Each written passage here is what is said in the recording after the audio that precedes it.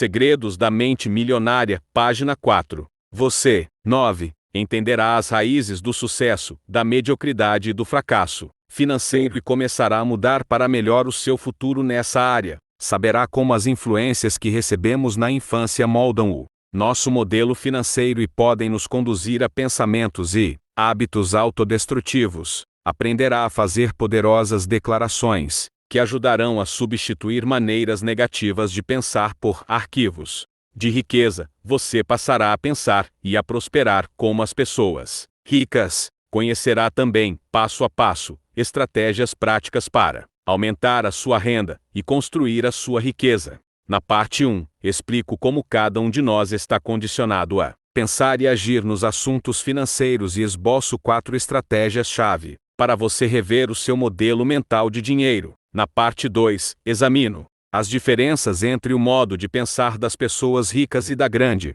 maioria das pessoas. Além disso, sugiro 17 atitudes e ações capazes de promover mudanças permanentes na sua vida financeira. E qual é a minha experiência? De onde venho? Sempre fui bem-sucedido? Quem dera! Assim como um grande número de pessoas, sempre tive muito potencial, mas os resultados que conseguia eram poucos. Lia todos os livros, assistia a todos os seminários sobre como prosperar. Eu queria muito ser bem-sucedido. Não sabia exatamente se era por causa do dinheiro, da liberdade, do sentimento de realização ou apenas para provar a minha capacidade aos meus pais. De qualquer modo, vivia obcecado com a ideia de ser um sucesso. Entre os 20 e os 30 anos de idade, comecei vários negócios, sempre com o sonho de fazer fortuna. No entanto, os meus resultados foram de fracos a péssimos. Eu trabalhava sem parar, porém não decolava.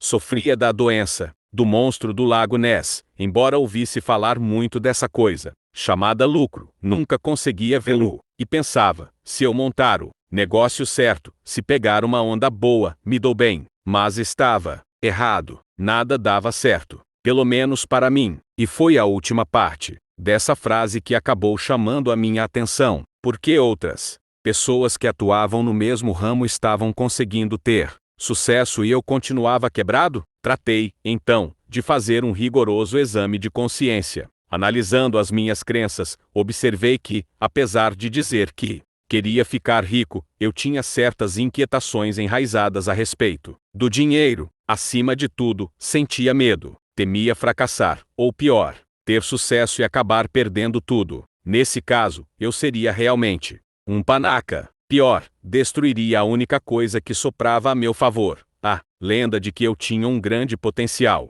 E se eu descobrisse que não possuía as qualificações necessárias e estava condenado a uma vida de trabalho duro? Depois, por sorte, recebi conselhos de um amigo da família, um homem extremamente rico. Ele foi à casa dos meus pais jogar cartas e notou a minha presença. Na época eu estava morando na suíte do andar de baixo, também conhecida como o porão. Era a terceira vez que eu voltava para casa. O meu pai deve ter falado com esse amigo sobre a minha lamentável existência porque, quando ele me viu, tinha nos olhos aquela simpatia normalmente reservada aos parentes de um morto. Ele disse: Rolf, eu comecei igual a você, um desastre completo. Fantástico, isso faz com que eu me sinta bem melhor, pensei. Mas, antes que pudesse dizer qualquer coisa, ele prosseguiu: mas recebi um conselho que mudou a minha vida e eu gostaria de transmiti-lo a você. Rolf, se as coisas não estão indo como você gostaria, isso quer dizer apenas que há algo que você não sabe.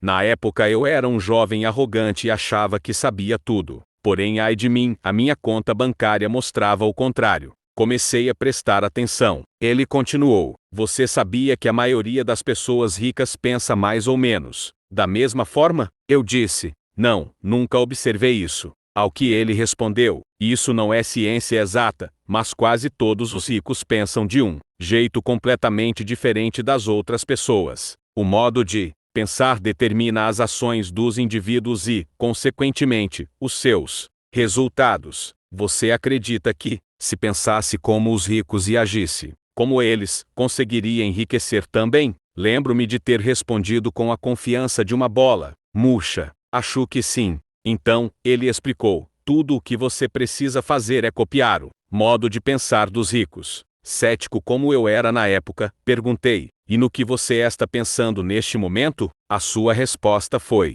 estou pensando que os ricos cumprem os seus compromissos, e o meu neste momento é com o seu pai. As pessoas estão me esperando para jogar. A gente se viu e foi embora, mas as palavras dele ficaram na minha cabeça. Como nada estava dando certo para mim, pensei: por que não fazer o que ele disse? E me dediquei de corpo e alma ao estudo dos ricos e do seu modo de pensar.